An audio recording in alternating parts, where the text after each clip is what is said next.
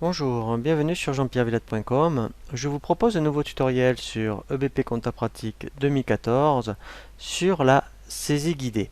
Le principe de la saisie guidée est lorsque vous avez des écritures fastidieuses ou des écritures que vous ne saisissez pas très souvent, eh bien lorsque vous êtes en train de la saisir, vous pouvez dire que cette écriture devienne un guide. Comme ça, ensuite, vous pouvez l'appeler à tout moment. L'objectif des saisies guidées est de les mettre en place à partir de la saisie par journal. Donc dans le menu quotidien saisie, nous allons saisir une écriture de paye. Donc c'est une écriture relativement fastidieuse, puisque c'est vrai qu'il faut connaître tous les comptes comptables par rapport à la paye. Eh bien, lorsque vous la faites une fois, vous verrez, lorsqu'on la saisira par exemple le mois suivant, vous n'aurez plus qu'à indiquer les montants. Je vais donc par exemple au mois de juillet 2014 dans le journal PA, qui est un journal de paye que nous avons vu dans la création des journaux au niveau du tutoriel destiné à cet effet. Donc c'est un journal de type OD, mais au moins on saisit que les écritures de salaire. Je vais donc faire une simulation.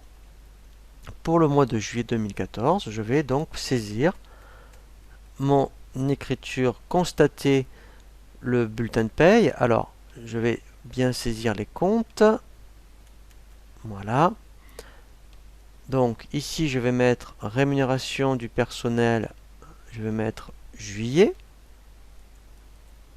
Voilà. Je vais mettre 2000 €. Je vais ensuite appeler mon compte de sécurité sociale, le 431. Je vais dire éventuellement qu'il y en a pour 150 €.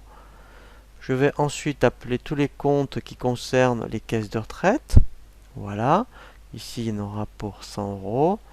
Si j'ai des mutuelles, eh bien ici, je vais indiquer le compte 437. Voilà. Je vais l'appeler mutuelle.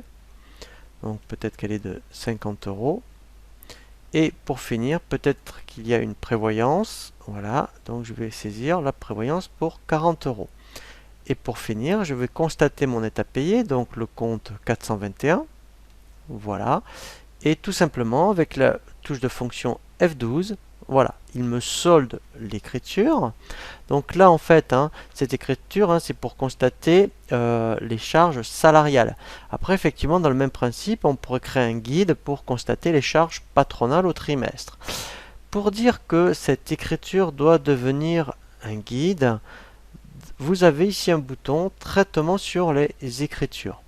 Vous avez l'option créer un guide de saisie à partir de cette écriture, c'est ce que je vais faire. Voilà, donc là j'enregistre et là je vais l'appeler écriture salaire. Voilà, donc je pourrais dire qu'après je veux qu'elle s'active le 5 du mois par exemple. Elle ira bien dans le journal PA et c'est bien un journal de type opération diverses. Donc là en fait il me crée, vous voyez le guide, il me le met à 0. Comme ça vous verrez, on va faire une simulation au mois d'août. Automatiquement je n'aurai plus qu'à me positionner sur le débit et crédit et en fait saisir les montants. Je n'ai plus à m'occuper, je dirais, des comptes. Donc là mon guide il est bien terminé. Je fais enregistrer et fermer. Donc là, il n'y a pas de souci, je suis au mois de juillet. Maintenant, je vais faire une simulation. Alors, ce qui est intéressant, c'est que lorsque vous avez un guide, je vais, admettons, me mettre dans le journal des achats. Et puis, vous êtes donc au mois d'août, vous avez besoin de saisir votre bulletin de paye. Bien, dans ce cas-là, vous avez le bouton Saisie guidée. Ici, vous allez chercher dans l'onglet Opérations diverses. Voilà, le guide que vous avez intitulé Écriture salaire. Il le mettra bien dans le journal PA, donc il le mettra bien le 5 du mois. Donc là, par contre, il faut faire attention. C'est pas au mois de juillet que je le veux, c'est au mois d'août. Voilà.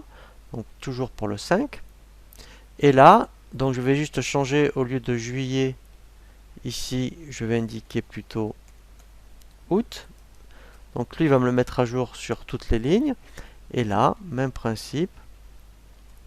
Je n'ai plus qu'à saisir. Voilà, là c'est comme si je prenais mon bulletin de paye et je saisis automatiquement directement, voilà, les montants.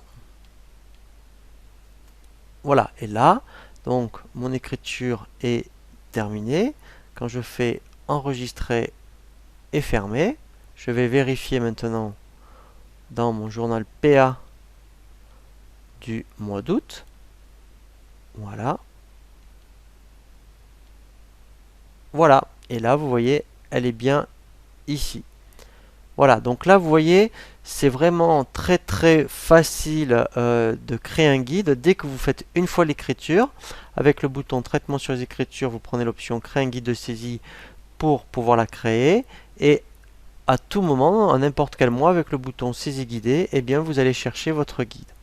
Juste pour finir, vous avez une autre façon de créer les guides, mais qui est très fastidieuse. C'est dans le bouton, le menu paramètres. Vous avez ici, dans comptabilité, guide de saisie. Voilà.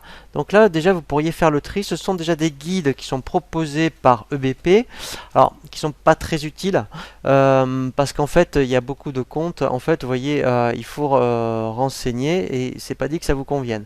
Donc, vous pouvez les supprimer. Comme ça, au moins, vous voyez, dans opérations diverses, s'il y en a certains, là, mettons comme frais pénalité, si vous ne savez pas, vous faites la croix rouge pour le supprimer. Comme ça, quand vous appellerez, je dirais, les guides, vous ne verriez que les guides qui vous intéressent. Voilà pour la saisie guidée sur EBP Compta Pratique 2014. Je vous dis à très bientôt sur jeanpierrevillade.com pour un nouveau tuto.